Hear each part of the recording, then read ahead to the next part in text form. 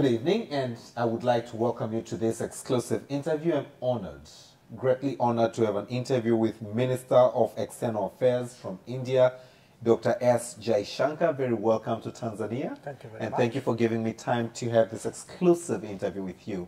You are visiting Tanzania, and it's truly an honor. We are Tanzanians are honored of your visit. Would you kindly tell us briefly about your visit to Tanzania? Well, you actually catch me in the middle of my visit. So there's a part which I have done. There's a part that I'm still looking forward to. This is, of course, my second visit. I was here with Prime Minister Modi in 2016. Right. The purpose of my coming here is clearly to promote our friendship, to lead practical ways by which we express that friendship. At this time, I think I would pick two issues in particular. Mm-hmm. We have a very, very strong and impactful cooperation in the field of water, drinking water. Right. I visited a project today outside Dar es Salaam. I visited one yesterday in Zanzibar. This is a commitment we have made, a financial loan of close to $1 billion, mm-hmm. Where 28 towns in Tanzania and 8 million people would get safe drinking water. We see that very much as a developmental manifestation of our solidarity, mm-hmm. between India and Tanzania. The other big issue, which I think really has enormous long-term significance, is the establishment of a campus of the Indian Institute of Technology. We signed the agreement in the presence of the President of Zanzibar, yes. Yesterday. This is a very famous technology institute. It's going out of India for the first time. Okay. And the fact that it's coming to Tanzania is in many ways testimony of the strength of our relationship. We hope very much that it would become a big education and innovation center, mm-hmm. not only for Tanzania, but actually for all of Africa. And it's something we have really invested a lot of effort in taking forward. Excellent. And Tanzania is highly delighted, being the first country outside India, mm-hmm. to receive this institute. But maybe just because I was honored this morning to have attended your session on the water session, right. You did mention something about, the relationship. Before you give any support to any given country, I was mesmerized by your speech. You look onto the needs of the people, then you right. collaborate with the government of that particular country, and then you address. And in Tanzania, it was water. And I must say, from my record and my memory, engaging with the Indian High Commission here in Tanzania, many Tanzanians, as well as many people across the world, just come to India for medical reasons. Mm-hmm. Do you have any other plans other than the water and ICT to look onto maybe fields in the medical sector as well, probably in the future? In a way, I would say foreign policy is very much an exercise of the mind. Right. Okay. You strategize. Every country strategizes. You calculate. You kind of assess friendships. Okay, what do I give? What do I get? But where Africa is concerned, and particularly countries like Tanzania is concerned, for us in India, it's also very much a matter of the heart. Mm-hmm. We are post-colonial societies. We are part of the global south. We have struggled for freedom at about the same time. Mm-hmm. So for us, how Africa is doing is very much, it's very much part of our own story. Our story doesn't stop at our shores. We have always stood up for independence movements and liberation struggles mm-hmm. in Africa. So now, if I were to take that forward, when Prime Minister Modi became Prime Minister, one of the points which he made to us was, look, we have this great tradition of friendship and solidarity with Africa, and we must find a practical way of proving that, of expressing that. But when you do so, please go and ask the partner, what is it which is important for them? Right. Okay. Mm-hmm. It must be their priorities. it mustn't be our agenda. Great approach. And at this time, when we look at Tanzania, we had some previous collaboration in the field of water as well. But once Prime Minister Modi assumed office, we have really scaled that up. Now, the same in a way with technology.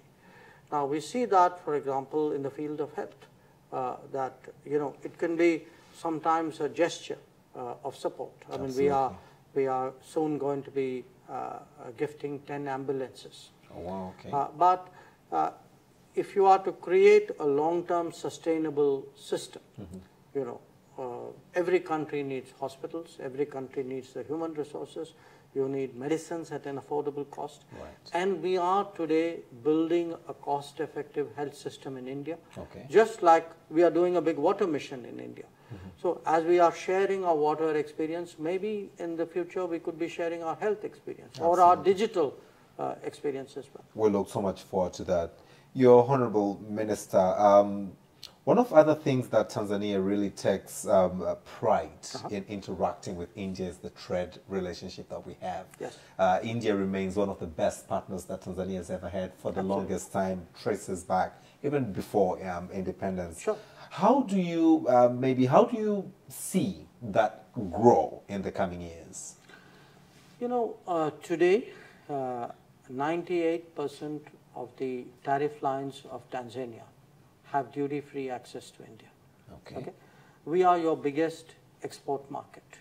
We have some shall I say, difference of opinion of what exactly is the quantity of our trade.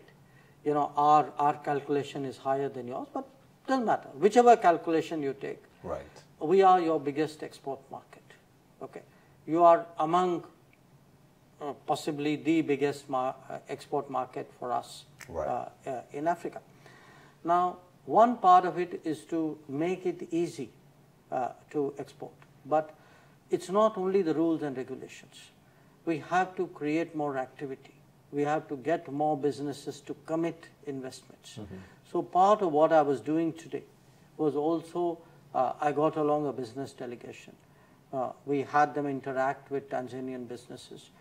We had Indian businesses who've been here a long time sit also in the room and say, this is our experience, this is why you should come to Tanzania.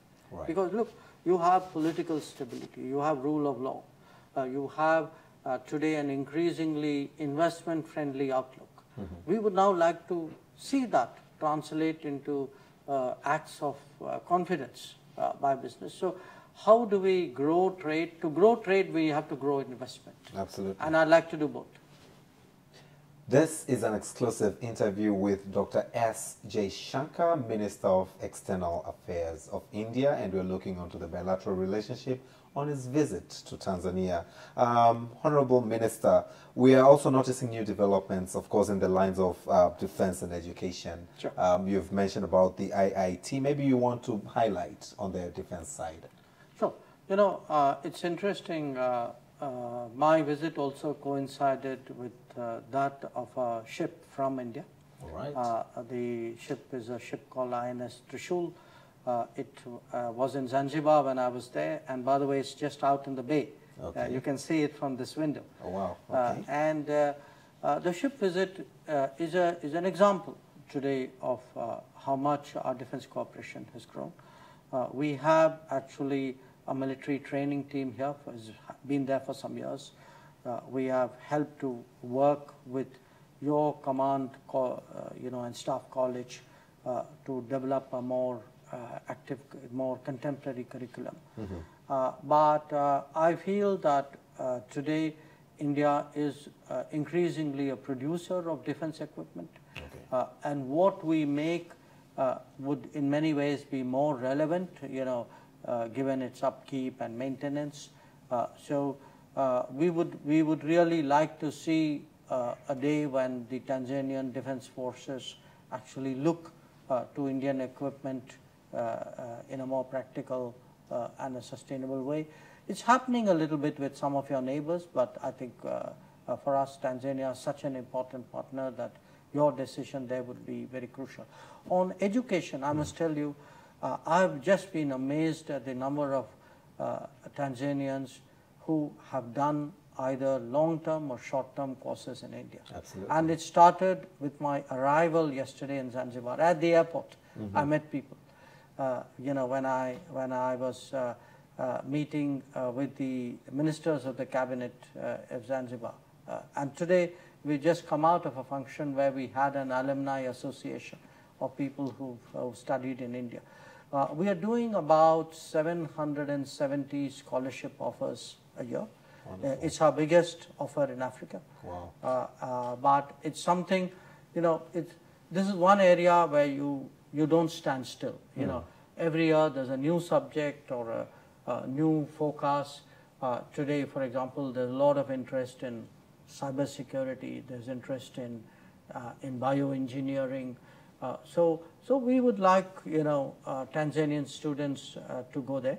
And as part of this Indian Institute of Technology, we have also slotted close to 40 Tanzanians who would go to that institute and do their higher research there, so that they can come back and then be deployed at the campus which has been created in Zanzibar. Excellent. That's awesome. Honorable Minister, allow me to slightly just for one question go on a global scale, sure, whereby I'm delighted to also have learned that India chairs G20, and you've been championing the global south. Right. What are the outcomes that you're looking onto from the G20? Well, look, you're right. We have championed the global south. At the beginning of this year, we had a summit called the Voice of the Global South, and we had 125 countries, including Tanzania, participate in it. And the reason we did it was very simple. We wanted to hold this consultation so that we could then go to the G20 and say, look, people, we have discussed with the Global South. We have heard their concerns. We are now telling you these are the priorities you should be looking at.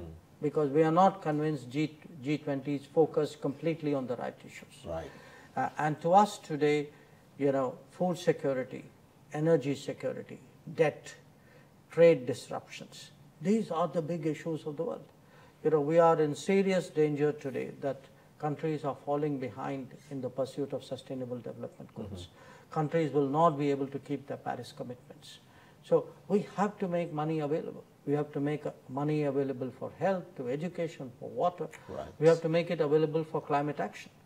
So these will be the issues we will be pushing in the G20. But there is also one other issue, which is we believe strongly that Africa must be present at the G20. Absolutely. And we will push very strongly for that. Thank you so much. Truly an honor. My very last question, and then I'll let you talk to Tanzanians watching our interview. How do you see then India-Tanzania relationship evolving in the future? I have very high hopes of this relationship, and I certainly expect tomorrow to discuss that when I call on Her Excellency the President, and also when we have our Joint Commission meeting with my counterpart, the Foreign Minister. We believe today that, you know, the rise of Africa is the next big step, which has already started in the changing global order. Right. It's a step which will come out of demographics. It's a step which will actually come out of the expression of talent, and where factors like resources, factors like, you know, developmental economics will have a greater play when it comes to the equations between states. We are very, very much committed, as I said, to partnering with African countries, and particularly, you know, when I speak of Africa, of course, you know, for us, we have good relations with all countries. But our historical experience, if you are, you know, in the place of India, the historical experience is with East Africa. Right. Because that is where we first meet Africa. So, and it so happens in our history, a lot of it has been with Tanzania, you know, with the mainland, with Zanzibar. We've had, you know, I've met people who are 5th and 6th generation Indians settled here. Right. I went to, you know, some places which have been, even temples which have been here for more than 100 years. We have, you know, we believe today there is a bonding between us. And as I said, we need to you know, not just talk about solidarity and say we should work together. We need to find ways of making it into a practical reality. And that's really the message that I have for the Tanzanian people, that today the friendship of India is expressed as an example in water projects which will change the lives of 8 million people, which will actually not just, it's not just a drink or you know, part of what they consume. It is actually impactful on their health. It is life-giving. It is life-changing. It will be expressed as well in education. It would be expressed in scholarships, in training opportunities, but in a premier institute, which is our best institute, which we are bringing and committing to Tanzania. It will be expressed in security, in defense cooperation, and also in people-to-people relations. We certainly would like to see closer, deeper cultural cooperation between our countries. So I'm honestly very, very bullish about this relationship, and I'm very confident that when I go back tomorrow at the end of my talks, that sentiment would be even stronger. One of the adage we have in Africa is, if you want to go fast, go alone, but if you want to go further, go together. And this is truly an expression of the relationship that I personally celebrate on behalf of all Tanzanians, and you'll meet our president tomorrow and of course the Minister of Foreign Affairs, and I will reiterate the same, that we truly celebrate the relationship that has been built over the years. One of the things I've greatly learned, and I hold it at heart, and I will continue to wave the flag of the relationship between India and Tanzania, is the fact that, you know, you just don't go into a country and just impose onto what you think they want. You go, you find out what they want, and then you support. And truly, for this, I celebrate and really wish you the very best on your mission to Tanzania. And please, whenever you get a chance, welcome again.